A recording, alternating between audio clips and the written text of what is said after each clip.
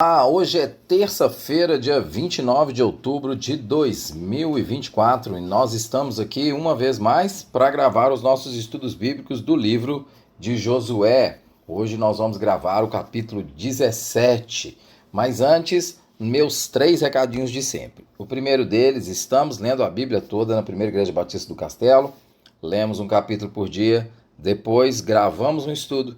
Deixamos esse estudo nos canais digitais da igreja para que você possa ter mais informação sobre o texto bíblico. Então, leia o capítulo inteiro, hoje Josué 17, vem aqui, ouça o estudo. Depois que você ouvir o estudo e tiver mais informação, compartilhe com as pessoas que você conhece, que você ama, para que elas também possam ser edificadas. Meu segundo recado, e eu sempre bato nessa tecla, por mais chato que seja, você precisa desenvolver um método sistemático de leitura da Escritura. Eu te aconselho a usar a Bíblia 365, mas você pode escolher outro método. O que você não pode é não ter um método sistemático de leitura da Escritura. Se você não ler a Escritura de maneira sistemática, a sua leitura será falha, a sua leitura terá problemas e você terá muita dificuldade de entender o texto bíblico e o plano de Deus para a nossa vida, a narrativa da Escritura inteira, de criação, queda, redenção e consumação, como nós temos falado aqui nos estudos de Josué. Por último, olhe nos nossos canais digitais, veja os dias que nós temos estudos aqui na igreja, vem estudar a Bíblia comigo. Eu vou ler Josué 17, dos versículos 12 a 17. O nome do nosso estudo hoje é Uns confiam em carros, outros no Senhor. Do versículo 12 à frente, eu estou lendo na NVI. Mas os manassitas não conseguiram expulsar os habitantes dessas cidades, pois os cananeus estavam decididos a viver naquela região. Entretanto, quando os israelitas se fortaleceram, submeteram os cananeus a trabalhos forçados, mas não os expulsaram totalmente. Os descendentes de José disseram então a Josué: por que nos deste apenas um quinhão, uma só porção de herança? Somos um povo numeroso e o Senhor nos tem abençoado ricamente. Respondeu Josué: se vocês são tão numerosos e se os montes de Efraim têm pouco espaço para vocês, subam, entrem na floresta e limpem o terreno para vocês na terra dos ferezeus e dos refaíns. Os descendentes de José responderam: os montes não são suficientes para nós. Além disso, todos os cananeus que vivem na planície possuem carros de ferro, tantos que vivem em Bet-Sean, os seus povoados, como os vivem no vale de Jezreel. Josué, porém, disse à tribo de José, a Efraim e a Manassés: vocês são numerosos e poderosos, vocês não terão apenas um quinhão. Os montes cobertos da floresta serão de vocês. Limpe o terreno e será de vocês, até os seus limites mais distantes. Embora os cananeus possuam carros de ferro e sejam fortes, vocês poderão expulsá-los. O livro de Josué, nós já falamos, é uma narrativa da conquista da terra de Canaã pelo povo de Israel. Em nossos estudos, nós temos enfatizado que ele é muito mais do que a história de um povo conquistando uma terra. Você precisa olhar o texto muito além disso. Ele funciona como um sinal de Deus, produzindo a restauração de uma humanidade que caiu no pecado. Essa restauração que começou com Deus chamando Abraão, depois Isaac, depois Jacó, depois José e formando para si uma nação. E nós temos visto que essa restauração envolve seguir os padrões de Deus e obedecê-lo. As guerras que Josué vence são todas fundadas na confiança nas ordenanças de Deus. Josué faz o que Deus manda. Mas não é só o fato de Josué conquistar a terra. Desde o povo no deserto, nós já víamos Deus falando sobre a necessidade do povo confiar em Deus, confiar na sua palavra. E nós vimos que o povo diversas vezes mostrou incredulidade e que diversas vezes essa incredulidade levou o povo a ter problemas e que a confiança em Deus é que levava esse povo a caminhar para frente. O resultado da confiança de Josué em Deus, ele é inegável. Nós vimos que o povo consegue tomar a terra, cruza o Jordão, derruba as muralhas de Jericó, alcança as terras ao norte, ao centro, ao sul. Nós vimos isso até o capítulo 12. Após esse capítulo, entretanto, Josué muda a sua conotação. Entre os capítulos 13 a 21, nós vemos a repartição da terra.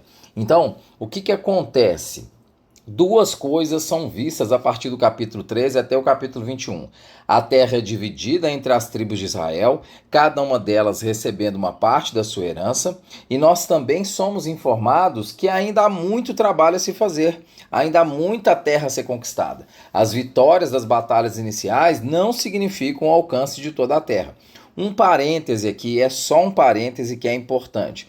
Veja, nós vimos, eu falei mais quando a gente estava discutindo o capítulo 11, salvo engano, ou o capítulo 10, quando nós estávamos lendo o capítulo 10, eu falei sobre essa maneira hiperbólica do povo judeu escrever, que às vezes nós lemos a Bíblia e nós achamos que Deus manda e destrói tudo que está ao redor. Ora, os próprios capítulos 13 até o capítulo 21 mostra que ainda há muito trabalho a ser feito, que ainda há muitos povos ao redor do povo de Israel. E ao longo de toda a história de Israel, nós vamos ver que esses povos permanecem ao seu redor. Então, a ideia básica aqui é: a terra é dividida e ainda há muito a se fazer. A vitória nas batalhas iniciais, as vitórias, na verdade, nas batalhas iniciais, não significam o alcance de toda a terra. Nós também temos falado aqui que a conquista é uma representação de algo maior. Ela aponta para o processo de restauração de Deus. Eu já falei isso aqui nesse estudo hoje. Em Cristo, essa restauração vai ser completa por meio da sua morte e por meio da sua ressurreição.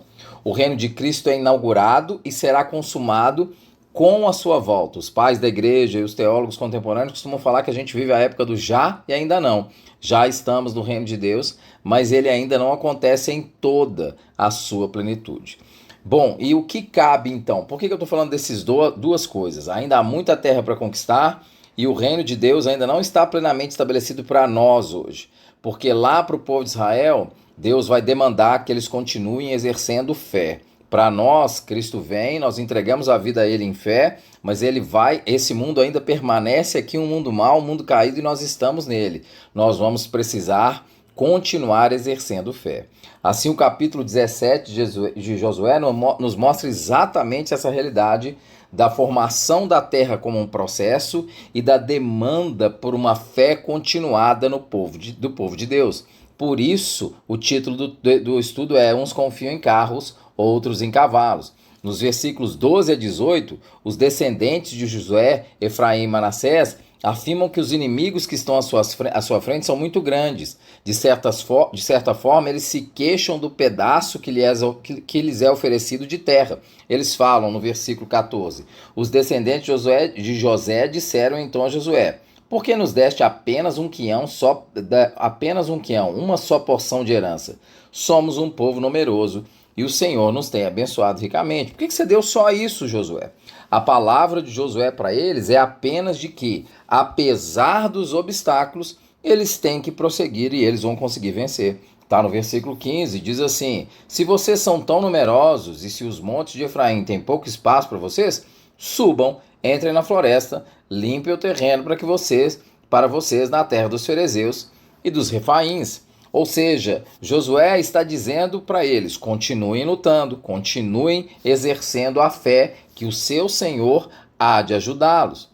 A palavra de Josué é simplesmente essa. Contudo, os descendentes de Manassés reclamam que os inimigos são muito fortes. Eles continuam a conversa dizendo que os inimigos são muito fortes. Veja o versículo 16. Os descendentes de Josué responderam: os montes não são suficientes para nós. Além disso, todos os cananeus que vivem na planície possuem carros de ferro, tanto os que vivem em Bet-Sean e os seus povoados, como os que vivem no vale de Jezreel. Os descendentes de Manassés reclamam que os inimigos são fortes demais e possuem carros de ferro. Vai surgir aqui um padrão que pode ser notado em toda a Escritura. Deus chama seus filhos para confiar na boa mão dele. No Salmo 20, no versículo 7, o salmista vai dizer: alguns confiam em carros e outros em cavalos, mas nós confiamos no nome do Senhor, o nosso Deus. Vai surgir esse padrão. Davi é castigado quando faz o censo do povo de Israel porque está preocupado com o tamanho do seu poderio militar e não confia no seu Deus. Isaías, capítulo 39, mostra um rei Ezequias que confia nos seus tesouros Depois de ser curado de uma doença pelo seu Deus, ao invés de dar graças ao seu Deus pela cura que ele recebe uma visita dos babilônios, ainda uma nação pequenininha, e ele sai mostrando o tesouro da casa de Israel. E Isaías vai profetizar para ele no versículo 39, capítulo Isaías 39, versículo 5, assim: ouça a palavra do Senhor dos Exércitos. Um dia tudo que há em seu palácio, bem como tudo que são os antepassados acumularam até hoje, será levado para a Babilônia. Nada ficará, diz o Senhor.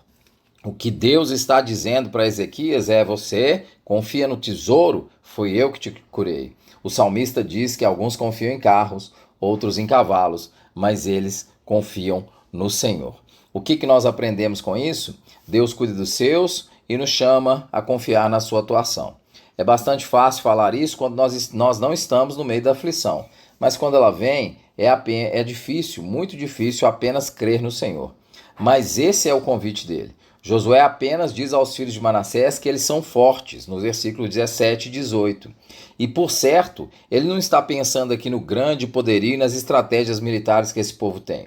Ele tinha testemunhado durante toda a sua vida que a força vem em meditar na lei do Senhor. Ele recebe essa palavra diretamente e nós lemos lá no capítulo 1.